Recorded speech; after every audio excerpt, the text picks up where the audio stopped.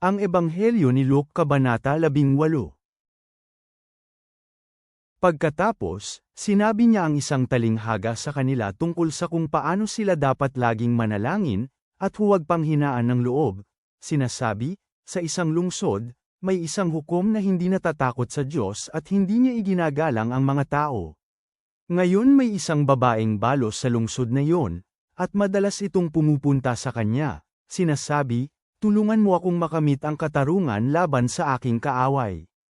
Sa loob ng mahabang panahon hindi niya ito nais na tulungan, ngunit pagkatapos ng maikling panahon, sinabi niya sa kanyang sarili, "Begaman hindi ako natatakot sa Diyos o hindi ko iginagalang ang tao, ngunit dahil ginagambala ako ng balong ito, tutulungan ko siyang makamit ang katarungan, upang hindi niya ako pagurin sa kanyang palagiang pagpunta rito." Pagkatapos sinabi ng Panginoon, "Pakinggan ninyo ang sinabi ng hindi makatarungang hukom.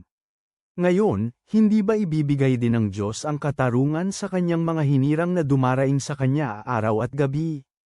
Hindi ba siya magiging matyaga sa kanila? Sinasabi ko sa inyo na agad niyang dadalhin ang katarungan sa kanila. Ngunit kapag dumating ang Anak ng Tao, may matatagpuan ba siyang pananampalataya sa lupa?" At sinabi din niya ang talinghagang ito sa mga taong nagsasabi sa kanilang mga sarili na sila ay matuwid at humahamak sa ibang tao. 2 lalaki ang pumunta sa templo upang manalangin, ang isa ay pariso at ang isa naman ay maniningil ng buwis. Tumayo ang pariso at ipinanalangin ang mga bagay na ito tungkol sa kanyang sarili.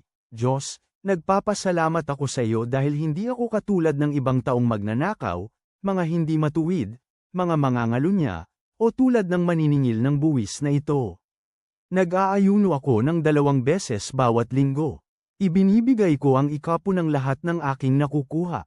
Ngunit ang maniningil ng buwis, na nakatayo sa di kalayuan, ayaw man lang tumingin sa langit, ngunit dinadagukan niya ang kanyang dibdib, sinasabi, Diyos, kawan mo ako, na isang makasalanan.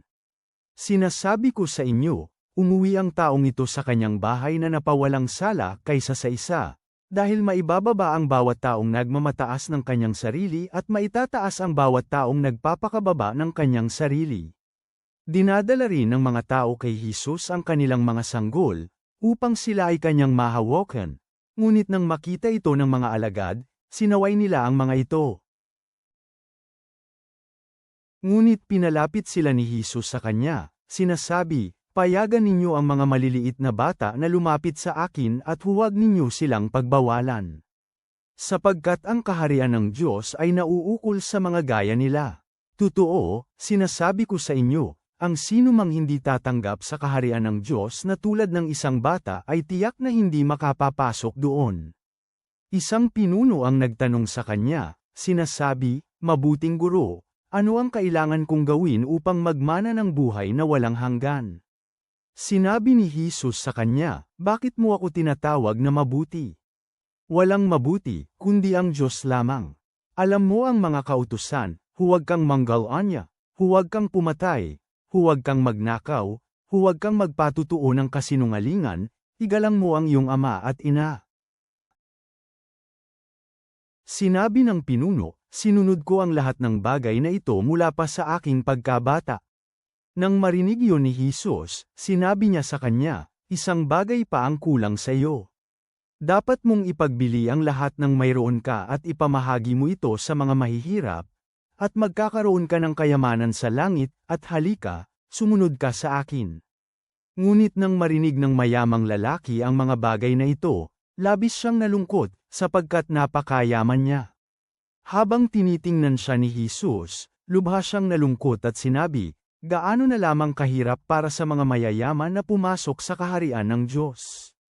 Sapagkat mas madali para sa isang kamelyo na pumasok sa butas ng isang karayom, kaysa sa isang taong mayaman na pumasok sa kaharian ng Diyos."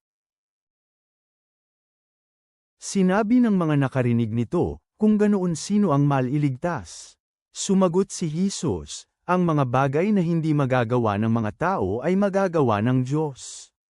Sinabi ni Pedro, "Tingnan mo, iniwan namin ang lahat ng aming pag-aari at sumunod sa iyo."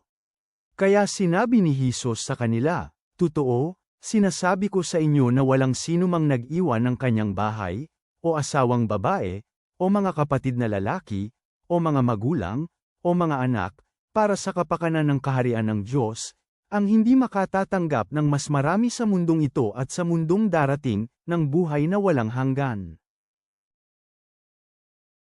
Pagkatapos niyang tipunin ang 12, sinabi niya sa kanila, "Masdan ninyo, paakyat tayo sa Jerusalem, at ang lahat ng bagay na isinulat ng mga propeta tungkol sa anak ng tao ay matutupad. Sapagkat ibibigay siya sa mga Gentile, at kukutsain, at ipapahiya, at duduraan. Pagkatapos siyang hagupitin, siya ay papatayin nila at sa 3 araw muli siyang mabubuhay." Wala silang naunawaan sa mga bagay na ito, at ang salitang ito ay lingid sa kanila, at hindi nila naunawaan ang mga bagay na nasabi. At nangyari, nang palapit si Jesus sa Jericho, may isang bulag na lalaking nakaupo sa tabi ng kalsada na namam-alamos. At nang narinig niya ang maraming tao na dumaraan, tinanong niya kung ano ang nangyayari. Sinabi nila sa kanya na dumaraan si Jesus na taga Nazare. Kaya sumigaw ang bulag na lalaki, sinasabi, "Jesus, anak ni David, maawa ka sa akin." Sinaway ng mga naunang naglalakad ang bulag na lalaki, sinasabi sa kanya na manahimik.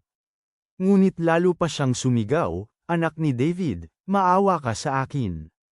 Huminto si Jesus at iniutos na dalhin sa kanya ang lalaki.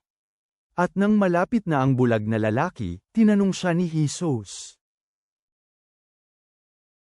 "Ano ang gusto mong gawin ko sa iyo?" Sinabi niya, "Panginoon, gusto kong makakita." Sinabi ni Jesus sa kanya, "Tanggapin mo ang iyong paningin. Pinagaling ka ng iyong pananampalataya." Kaagad niyang natanggap ang kanyang paningin, at sumunod sa kanya na niluluwalhati ang Diyos. Pagkakita nito, nagbigay ng papuri ang lahat ng tao sa Diyos. Ama, tulad ng balo na nagpupumilit para sa katarungan, dinggin mo ang mga sigaw laban sa mga kawalang katarungan ngayon. Turuan mo kaming magpakumbaba tulad ng public sa panahon ng kayabangan. Tulutan mo kaming pumasok sa kaharian na may pusong tulad ng bata sa gitna ng mga pagkakasalimuot. Tulungan mo kaming mag-ipon ng mga kayamanan sa langit ng may karunungan. Sapagkat iyo ang kaharian magpakailanman. Amen.